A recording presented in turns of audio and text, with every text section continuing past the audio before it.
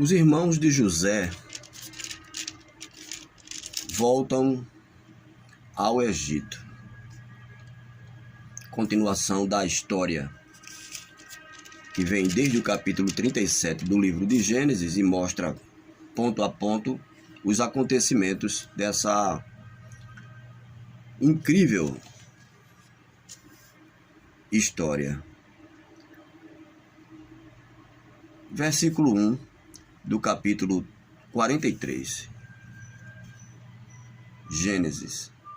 A fome continuava rigorosa na terra. Assim, quando acabou todo o trigo que os filhos de Jacó tinham trazido do Egito, seu pai lhes disse: voltem e comprem um pouco mais de comida para nós. É claro que aqui tinha um problema, que está no vídeo anterior, que é aquela questão que José exigiu que trouxesse Benjamim. O impasse era grande aqui nessa família, mas a fome também era grande. Nós temos a questão dos sonhos que José teve, capítulo 37, 38, por aí vai.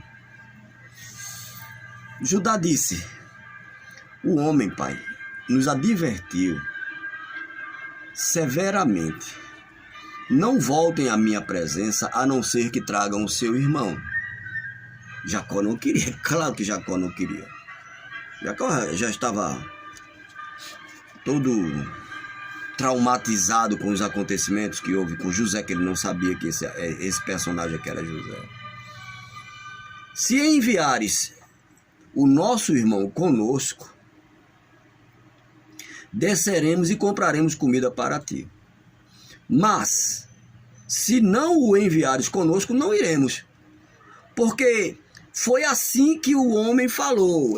O homem aqui é José, o governador atual, governador do Egito. Não voltem à minha presença. Foi assim que ele falou. Não voltem à minha presença, a não ser que tragam o seu irmão. E tá lá no capítulo, no vídeo anterior, José falou asperamente, com autoridade, aquele perfil militar. E ainda prendeu Simeão, tá aqui na história. Vai falar de novo nesse assunto aqui de Simeão, só que dessa vez vai falar da soltura dele.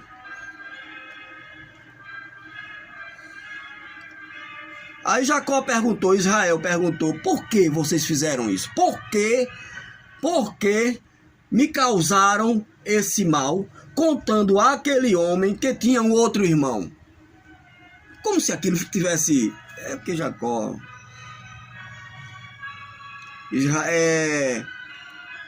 Ao que lhes responderam: ele nos interrogou, pai, sobre nós e sobre nossa família, e ainda nos perguntou: o pai de vocês está vivo? Ele foi detalhista, a interrogação foi com detalhes, com minúcia. O pai de vocês ainda está vivo? Vocês têm outro irmão?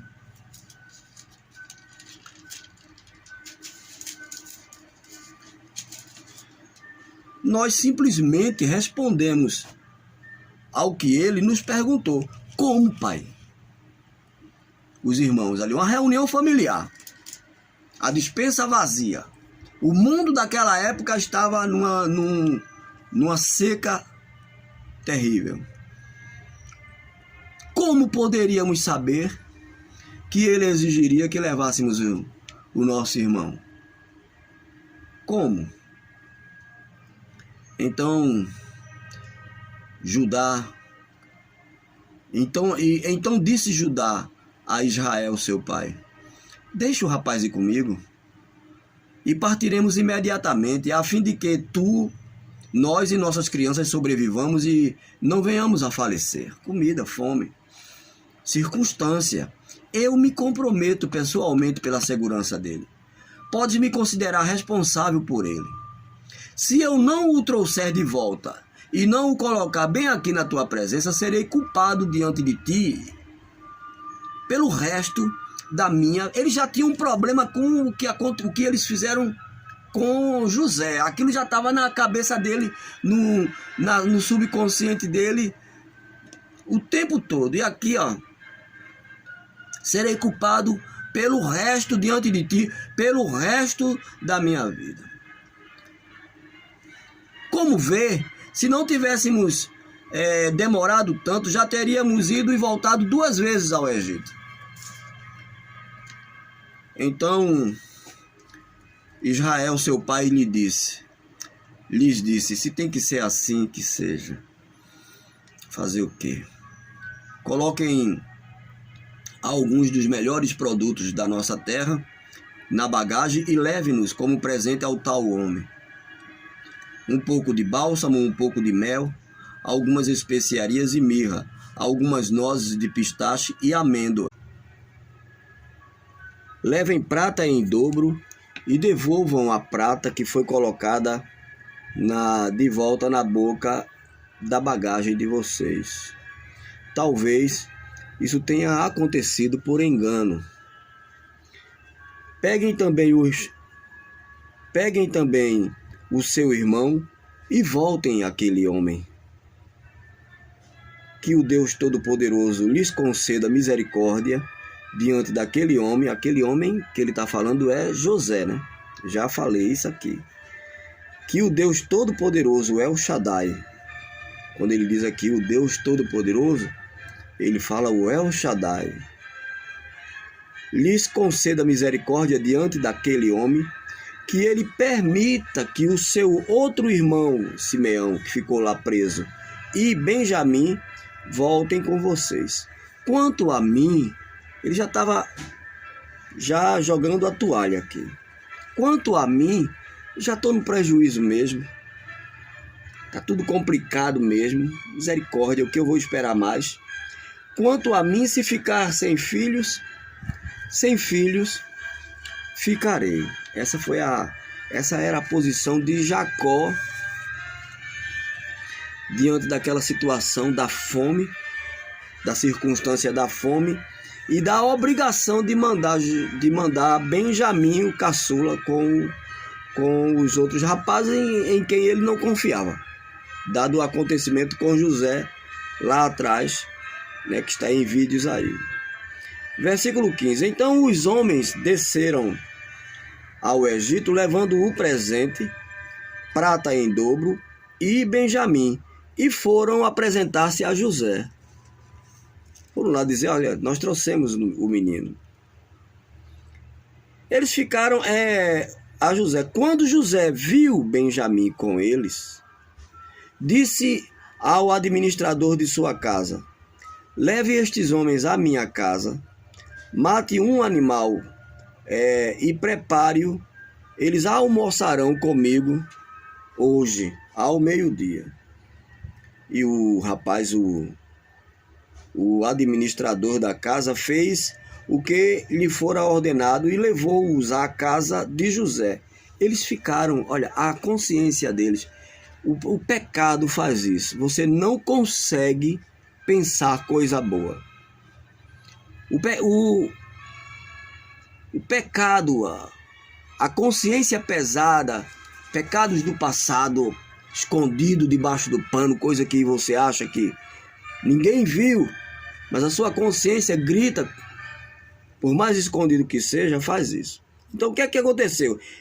O administrador fez exatamente o que José mandou fazer. Vai lá, mata um animal, prepara, eles vão almoçar comigo ao meio-dia. Olha o que aconteceu. Eles ficaram com medo.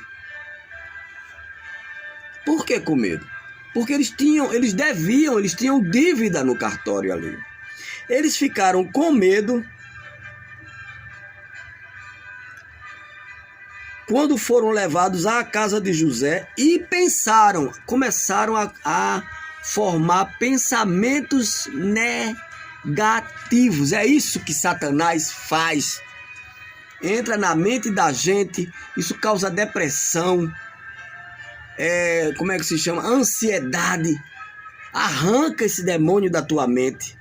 Eles pensaram, trouxeram-nos aqui por causa da prata que foi devolvida às nossas bagagens na primeira vez.